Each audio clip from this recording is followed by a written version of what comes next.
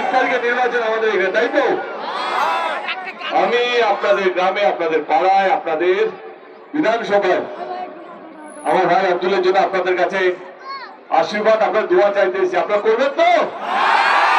সঙ্গে আছেন তো? আমি গত 20-25 দিন ধরে বাংলা জুড়ে ঘুরে যাচ্ছে, আপনারা সবাই দেখতেও পাচ্ছেন হয়তো সোশ্যাল মিডিয়াতে।